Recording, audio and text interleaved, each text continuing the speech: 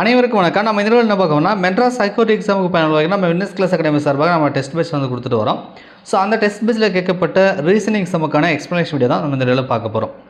மாம்பழம் ஈஸ்ட்டு பழம் அதுக்கப்புறம் போட்டு உருளைக்கிழங்குன்னு போட்டு கொஸ்டின் மார்க் போட்டிருக்காங்க, ரைட்டா? சரி, இப்போ இது மாதிரி ரேஷியோ சம் இது மாதிரி வந்து கொடுத்தாங்க அப்படின்னா என்ன பண்ணணும் அப்படின்னா, ஸோ மாம்பழன்றது ஒரு பழம் அப்படின்றது மாதிரி அவங்க லிங்க் பண்ணி கொடுத்துருக்காங்க. அப்போ உருளைக்கிழங்குன்றது என்ன அப்படின்னா நீங்கள் படிச்சிருப்பீங்க, பூவெலாம் எது, தண்டு எது, கிழங்கு எது, இந்த மாதிரிலாம் கேட்டகரியாக வந்து பிரித்து வச்சுருப்பாங்க. ஸோ அந்த மாதிரி உருளைக்கிழங்கு என்பது பார்த்திங்க அப்படின்னா அது ஒரு தண்டு வகையை சார்ந்தது, ரைட்டா? ஸோ அப்போ தண்டு என்பதே இந்த கொஸ்டின் மார்க் இடத்துல வரணும். ஸோ தண்டு என்பது இதுக்கு வந்து சரி. அதே மாதிரி பறவைனா இறகு, அப்புறம் மீன்னா என்ன அப்படின்ற மாதிரி வந்து போட்டு வச்சுருக்காங்க. ஸோ இது மாதிரி கேட்டாங்க அப்படின்னா பறவை வந்து இறகால் வந்து பறக்கிறதுக்கு வந்து இறகு, அதுக்கு ரெக்கன்னு சொல்லும்ல, அது வந்து யூஸ் பண்ணுது. அப்போ மீன் வந்து அது நீந்துறதுக்கு வந்து என்ன யூஸ் பண்ணுது அப்படின்னா அது துடுப்புன்னு சொல்லுவோம். அப்போ மீனுக்கு வந்து துடுப்பு அப்படின்னு வரணும், ரைட்டா? சரி, வங்கினா பணம், போக்குவரத்துனா என்னன்றாங்க. ஸோ வங்கியில் மோஸ்ட்லி நம்ம என்ன பண்ணுவோம், பணம் போடுவோம் இல்லையா? அப்போ அதுக்காக தான் நம்ம யூஸ் பண்ணுறோம் வங்கியை. அப்போ போக்குவரத்தை நம்ம எதுக்காக யூஸ் பண்ணுறோம், நம்ம பயணம் செய்கிறதுக்காக யூஸ் பண்ணுறோம். இன்னொன்று வந்து சரக்கு, ரைட்டா? ஒரு இடத்துலேருந்து இன்னொரு இடத்துக்கு நம்ம சரக்கு எடுத்துகிட்டு போகிறதுக்கு ட்ராவல் பண்ணுறதுக்கு யூஸ் பண்ணுறோம். அப்போ போக்குவரத்துன்றது பார்த்திங்க அப்படின்னா உங்களுக்கு வந்து சரக்கு என்பதே சரி, சரக்கு என்பதே. ஸோ இது சரி.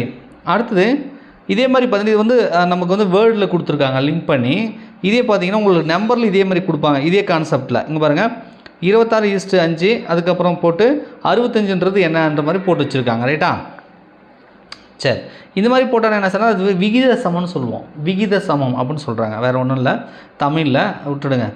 சரி, இப்போ இதுக்கு என்ன லிங்க் இருக்குது அப்படின்றத நம்ம வந்து பார்க்கலாம்.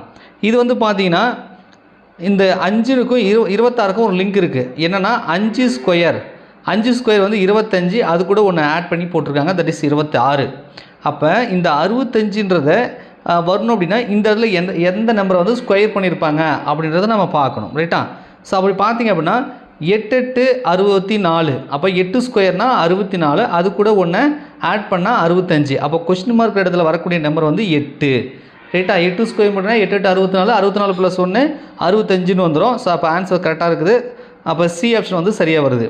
அடுத்தது 49:81 விகித சமம் அந்த 100 போட்டு கொஸ்டின் மார்க் போட்டிருக்காங்க. இப்போ இதில் என்ன லிங்க் இருக்குது அப்படின்றத நம்ம பார்க்கலாம். ஸோ இதுக்கு வந்து பார்த்தீங்கன்னா 7 ஸ்கொயர் 7 7 49. இது வந்து பார்த்தீங்கன்னா 9 ஸ்கொயரு 9 9 81. இது வந்து பார்த்தீங்கன்னா 10 ஸ்கொயரு 10 ஸ்கொயர் பண்ணால் 10 × 10 100. இப்போ 7க்கும் 9க்கும் பார்த்தீங்கன்னா ஒரு நம்பரை மிஸ் பண்ணி தான் பண்ணியிருக்காங்க, ரைட்டா? 8 விட்டுட்டு தான் 9 போட்டிருக்காங்க. அப்போ கண்டிப்பாக இது 10 ஸ்கொயர்னால் அடுத்த நம்பர் 11 ஸ்கொயர்னு வராது, ஒன்று விட்டுட்டு 12ன்னு போட்டிருக்கணும், ரைட்டா? அப்போ கண்டிப்பாக கொஸ்டின் மார்க் இடத்துல 12 ஸ்கொயராக தான் வரும். ஸோ 12 ஸ்கொயரோட மதிப்பு என்ன அப்படின்னா 12 × 12 144. ஸோ அப்போ கொஸ்டின் மார்க் இடத்துல வரக்கூடிய நம்பர் வந்து 144. ஸோ பி ஆப்ஷன் வந்து சரியாக இருக்குது. ஸோ அடுத்த கணக்கு, உங்கள் முதலாளி உங்கள் செயலில் எப்போது நோட்டமிடும் கண்கள் மற்றும் உளவு கண்ணோட்டத்தை கொண்டிருக்கிறார் எனில் நீங்கள் என்ன செய்வீர்கள் அப்படின்றாங்க. நீங்கள் ஒரு வேலை செய்கிறீங்க, உங்கள் ஓனர், ரைட்டா? உங்களுடைய முதலாளி வந்து உங்களை பார்க்குறாங்க, என்ன வேலை செய்கிறீங்களா, ஏமாத்துறீங்களா, என்ன பண்ணுறீங்க அப்படின்னு உளவு பார்க்குறாங்க. உங்களுக்கு தெரியாமல் உளவு பார்க்குற மாதிரி பார்க்குறாங்க. ஆனால் நீங்கள் அதை பார்க்குறீங்க, தெரிஞ்சு போச்சு உங்களுக்கு, தெரியுது நம்மளை வாட்ச் பண்ணுறாங்கடா அப்படின்ற மாதிரி உங்களுக்கு தெரியுது. இப்போ நீங்கள் என்ன பண்ணுவீங்க அப்படின்றதான் இப்போ கேள்வி. அசௌகரியமான பார்வையை புறக்கணிப்பேன், அது அவருடைய வேலை. ஸோ இந்த பார்வையை நான் புறக்கணிச்சுட்டு இது அவரோட வேலை, அவர் பார்த்துட்டு போகிறான்னு நினைப்பீங்களா அப்படின்ற மாதிரி வந்து சொல்கிறாங்க. அதை நுட்பமாக முதலாளிக்கு தெரிவிப்பேன்றாங்க. ஸோ நீங்கள் என்னை வாட்ச் பண்ணுறது எனக்கு தெரியுதுப்பா, நான் கண்டுபிடிச்சிட்டேன் அப்படின்னு நீங்கள் சிம்பாலிக்காக தெரிவிப்பீங்களான்றாங்க. அடுத்தது, அத்தகைய மேற்பார்வை உங்கள் செயல்திறனை பாதிக்கிறது என்பதை மூத்த அதிகாரியிடம் புகார் அளிப்பேன். ஸோ அதாவது ஒருத்தர் பார்க்குறாங்க அப்படின்னா இவரோட பார்வை வந்து என்னை வேலை செய்ய விடாமல் தடுக்குது, பிரச்சனை பண்ணுதுன்னு சொல்லி அதுக்கு மேலே இருக்கிற அதிகாரிகிட்ட நான் வந்து புகார் கொடுப்பேன் அப்படின்ற மாதிரி சொல்கிறாங்க. என் வேலையே செய்வேன் அப்படின்னு இன்னொன்று போட்டிருக்காங்க. ஸோ இதுக்கான ஆன்சர் பார்த்தீங்கன்னா, ஒருத்தர் வாட்ச் பண்ணுறாங்க, வாட்ச் பண்ணல, உங்களை உளவு பார்க்குறாங்க, உளவு பார்க்கல, உங்களுக்கு என்ன வேலை கொடுத்தாங்களோ அந்த வேலையை நீங்கள் பாட்டு செஞ்சுருந்தீங்கன்னா யார் பார்த்தா நமக்கு என்ன அப்படின்ற மாதிரி நம்ம நினச்சிக்கலாம். ஸோ இந்த கேள்விக்கான விடை வந்து என் வேலையை நான் செய்து கொண்டு இருப்பேன் அல்லது செய்வேன் அப்படின்றதான் இதுக்கான விடை. இது ஆக்சுவலாக ஒரு ப்ரீவியஸ் இயர் கொஷின்.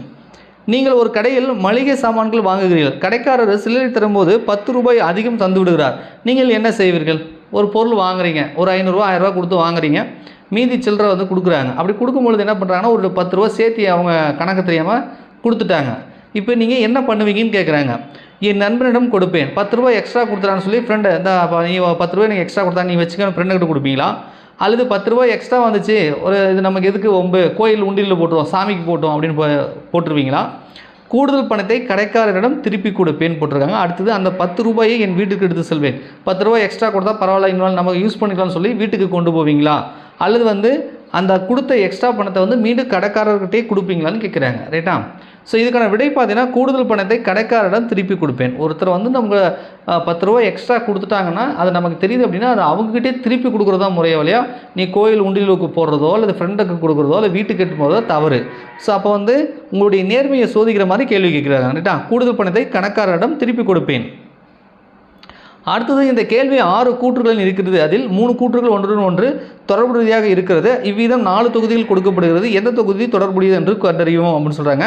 பெண்களில் கொஞ்சம் பேர் வாழ்க்கையில் வெற்றியடைந்தவர்கள், ஆண்களில் கொஞ்சம் பேர் பொறுமை உடையவர்களாக இருக்கிறார்கள். எந்த ஆணும் பெண்ணில்லை, பொறுமை உடையவர்கள் வாழ்வில் வெற்றி அடைகிறார்கள். வாழ்க்கையில் வெற்றி பெற்றவர்கள் கொஞ்சம் பேர் ஆண்கள், ஆண்களில் கொஞ்சம் பேர் வாழ்வில் வெற்றி பெறவில்லைன்னு போட்டு ஒரு ஸ்டேட்மெண்ட் மாதிரி ஒரு கொஸ்டின் கொடுத்துருக்காங்க. இதுவும் மெட்ராஸ் ஹைகோர்ட் எக்ஸாமில் கேட்கப்பட்ட கேள்வி தான். ரைட்டா?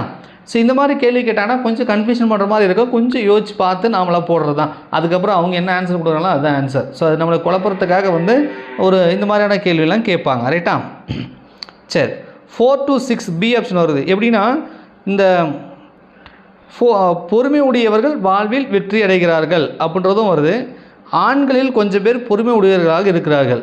ஸோ பொறுமை இருந்தால் வெற்றி அடையலாம், ஆண்களுக்கு கொஞ்சம் பேர் அந்த வெற்றி பெறுகிறார்கள். ரைட்டா? அந்த பொறுமைக்கு அப்படி லிங்க் பண்ணுறாங்க. இப்போ வந்து பொறுமை ஆண்கள் அப்படின்றத லிங்க் பண்ணியிருக்காங்க. அடுத்தது 6வது வருது, ஆண்களில் கொஞ்சம் பேர் வாழ்வில் வெற்றி பெறவில்லை அப்படின்றாங்க. ஸோ வந்து இங்கே என்ன சொல்லியிருக்காங்கன்னா கொஞ்சம் பேர் தான் பொறுமை இருக்காங்க அப்படின்ற மாதிரி போட்டிருக்காங்க. அப்போ கொஞ்சம் பேர் பொறுமை இருக்காங்கன்னா வெற்றி பெறுப்பாங்க, பொறுமை இல்லைன்னா அவங்க வெற்றி பெறவில்லை அப்படின்ற மாதிரி நமக்கு வருது. 4 to 6 இதே நீங்கள் 4 to 5 எடுத்தாலுமே சரியாக்கிற மாதிரியே தோணும். ரைட்டா?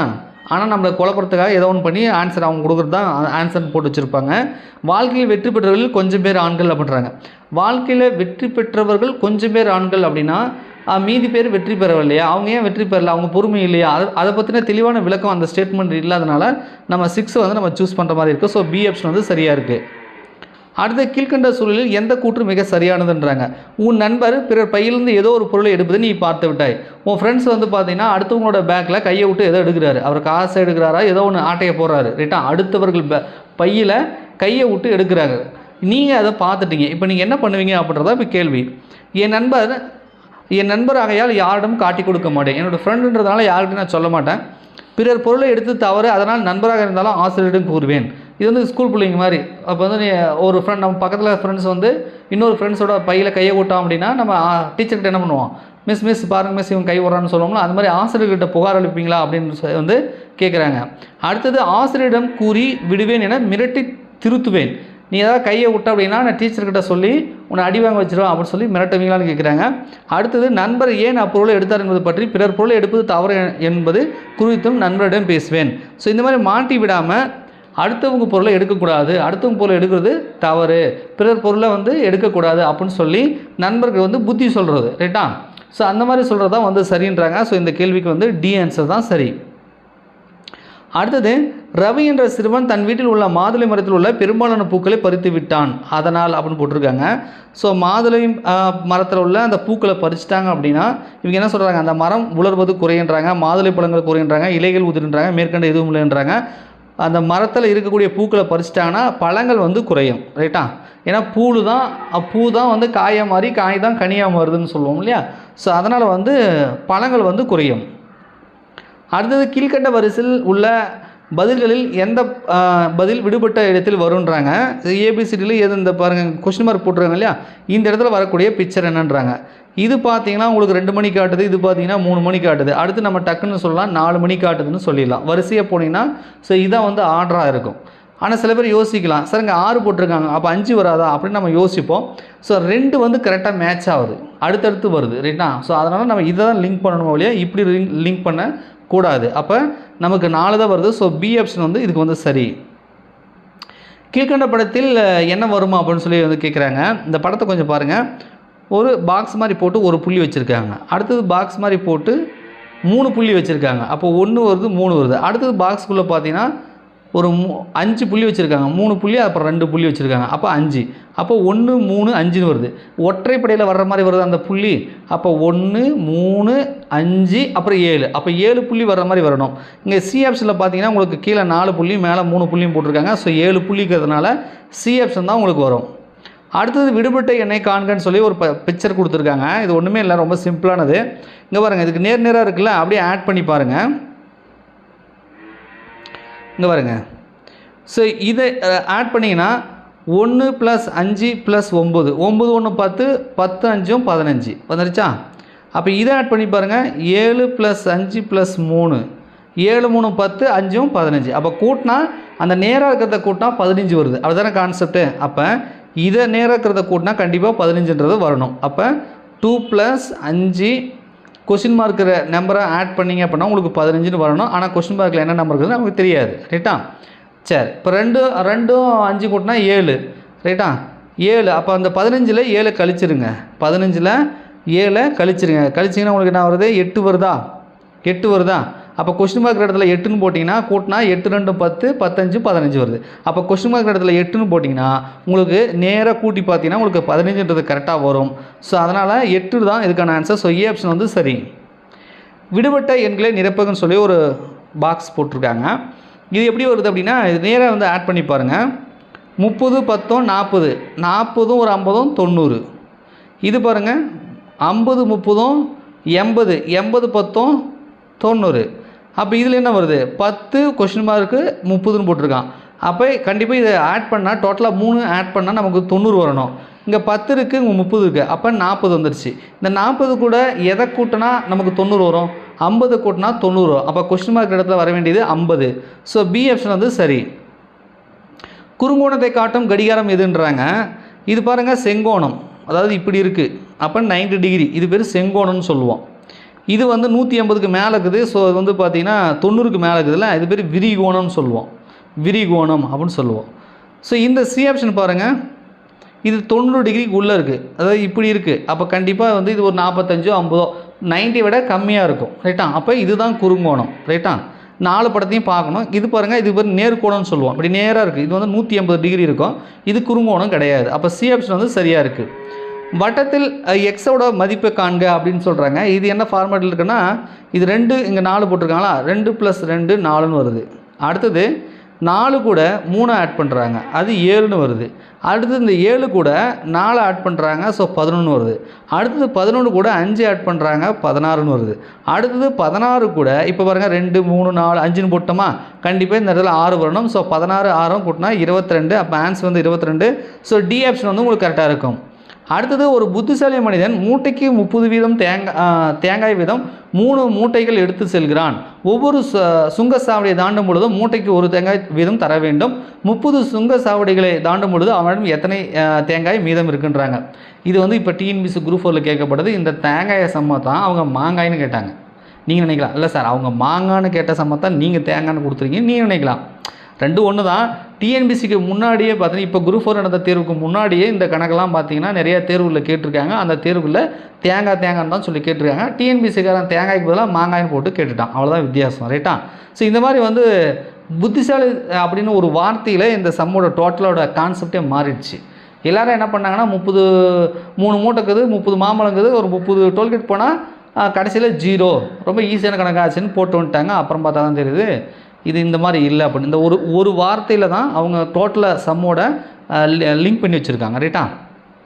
சரி, இப்போ இதுக்கான விடை வந்து 25. எப்படி சார் 25 வருதுன்னு சொல்கிறேன், பார்த்துக்கோங்க. ரைட்டா? நீங்கள் குரூப் 4 எழுதிங்கன்னா உண்மையிலே 25 தான் போட்டிங்களான்னு மறக்காமல் கமெண்ட்ஸில் சொல்லிவிடுங்க. 0 போட்டிருந்தாலும் சரி, 0 போட்டாலும் 0 போட்டேன்னு சொல்லிவிடுங்க. எத்தனை பேர் வந்து 0 போட்டிங்க, எத்தனை பேர் 25 போட்டிங்கன்றதை நானும் தெரிஞ்சுக்கிறேன். ஓகே, இப்போ 30 தேங்காய் இருக்குது, 3 மூட்டை இருக்குது. ரைட்டா? ஒவ்வொரு மூட்டையிலையுமே பார்த்தீங்கன்னா 30 இருக்குது, 3 மூட்டை. ரைட்டு. இப்போ மொத்தம் வந்து 30 சுங்கச்சாவடி தாண்டி போகணும். ஆனால் புத்திசாலின்னு சொல்லிட்டாங்க, மொத்தமாக கொடுத்தான்னா ஒவ்வொரு மூட்டையிலையும் ஒவ்வொன்று கொடுத்தான்னா 30 டோல்கேட்டுக்கும் 30 மூட்டையில் 3 மூட்டையிலையும் 30 எடுத்து போட்டான்னா அந்த டோல்கேட்டை தாண்டும் பொழுது அவங்ககிட்ட ஒன்றுமே இருக்காது. அதாவது அந்த தேங்காயே இருக்காது, ஒன்று கூட இருக்காது. ஆனால் புத்திசாலின்னு சொல்கிறதுனால மீதி இருக்கணும். ரைட்டா? சரி, ஃபஸ்ட்டு என்ன பண்ணுறான்னா ஒரு 10 டோல்கேட்டுக்கு இதில் ஒன்று இதில் ஒன்று இதில் ஒன்று கொடுக்குறான். 3 பையிலையுமே ஒவ்வொன்றா எடுத்து கொடுக்குறான். அப்படி எடுத்து கொடுக்கும் பொழுது அவன் 10 டோல்கேட்டை தாண்டிட்டான். 10 டோல்கேட்டை தாண்டிட்டான்.